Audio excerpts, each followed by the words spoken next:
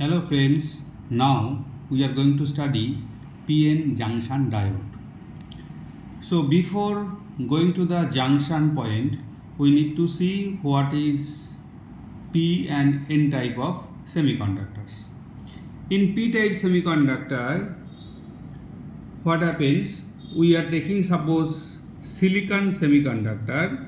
Generally we take the semiconductors of tetravalent. Okay, so here we have taken tetravalent silicon, and this silicon is doped with another trivalent atom. In this case we have taken aluminium as a trivalent atom. So aluminium will be having 3 electrons at the outermost orbit, and the silicon will have 4 electrons at the outermost orbit. So when they make covalent bonds, so there will be one hole, as it is shown here by a red circle, will be created here, and in this hole is considered as positively charged, or it is the charge carrier, or we can say it is a positive charge carrier. Now what happens? Suppose here from the silicon, here there will be another silicon, suppose there is another silicon atom, and here there is a one electron. So this electron, suppose it is jumping from this side to from here to here. So what will happen? Once electron comes, jumps from this position to this position, here the electrons will be completed, and here the hole will be created. So we say once electron is coming here and hole is created here, then we can say hole is moving from this point to this point. Like this way, movement of the holes takes place in P type of semiconductor. And this P type of semiconductor, therefore, so once the hole is moving from one bond, so that time what happens? We told this hole is positive charge carrier. So once the positive charge is lost by an atom, that becomes negative ion. So we can assume this silicon now is a negative ion, and the hole has moved from here. So therefore we can see in P type of semiconductor, negative ions and holes will be together. Therefore it is symbolized like this way: negative ions and holes, negative ions, holes, and like this way it is symbolized. Okay, now here this hole is called the majority charge carrier. Now let us see the for case of N type of semiconductor. In N type of semiconductor, this silicon is taken as for example, where silicon is doped with now a phosphorus of pentavalent. So now what happens? Once it is doped with pentavalent phosphorus, one electron will be extra here, and this is we are calling as a free electron, or this electron we are calling as a majority charge carrier for N type of semiconductor. Once electron moves from here to another place, so what happens? Leaving behind a positive ion here. So therefore we can tell here also that positive ion and negative electrons are staying in the same quantity as in the case of P type of semiconductor. Okay, so in this N type of semiconductor, there will be one positive charge, and along with that there should be one electron, and another positive charge, another electron should be there, and here electron you are considering as a majority charge carrier. Okay, now let us go for the PN junction. When these both P type and N types are combined together, they form a PN junction.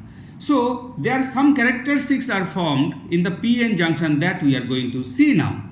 Now as P type, we have understood that P type semiconductor, in P type semiconductor, hole is the majority charge carrier, and in N type electrons are the majority charge carrier. Therefore now it is denoted only by the charge carrier. N type is denoted by the electrons. I am denoting here electrons as positive, as green dots, and holes as red circles. Now what happens at this junction? There also will be similarly that ions and positive ions, and as well as the electrons, and here in this junction negative ions and electrons. Now once these holes are concentrated more here in p type, and in n type electrons are more concentrated, due to the difference in concentration of holes and electrons, what happens? Diffusion of electrons from n type to p type and holes from the p type to n type tries to move. So when they move at the junction, suppose let us take one example. One hole from one silicon is coming here, coming in this direction towards the n direction, and one electron from the n type silicon, from the n type it is going towards the p direction, and in between they are combining together, and once they combine together, the positive hole and the negative electron, the charge gets vanished. What happens when the charge gets vanished? Before that, when the electron is coming towards the p type, it is leaving behind one positive ion, and when the hole is coming towards the n type, it is leaving one negative ions. Thus, one layer of negative ion and another layer of positive ions are created on either direction. So negative ions are created in the p direction, and positive ions are created in the n direction. And we must understand that these ions are immovable; they cannot move. Okay, as holes and electrons are moving. So once they cannot move, they are making a barrier here.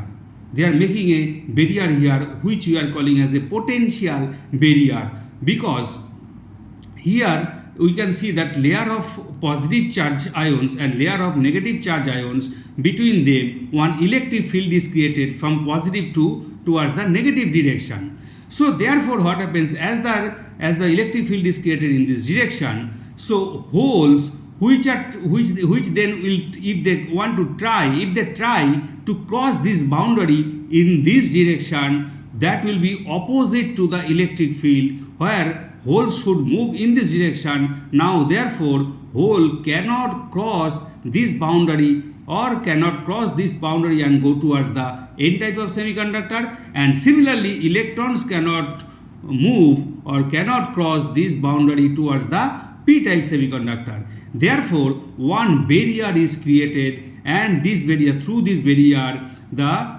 flow of current cannot take place. Therefore its name is called depletion region. This depletion region, having in the same direction of the electric field, also voltage field also will be there, and nearly here this potential barrier or this depletion region has generally voltage, for in the case of silicon 0.3 volt to 0.7 volt for germanium.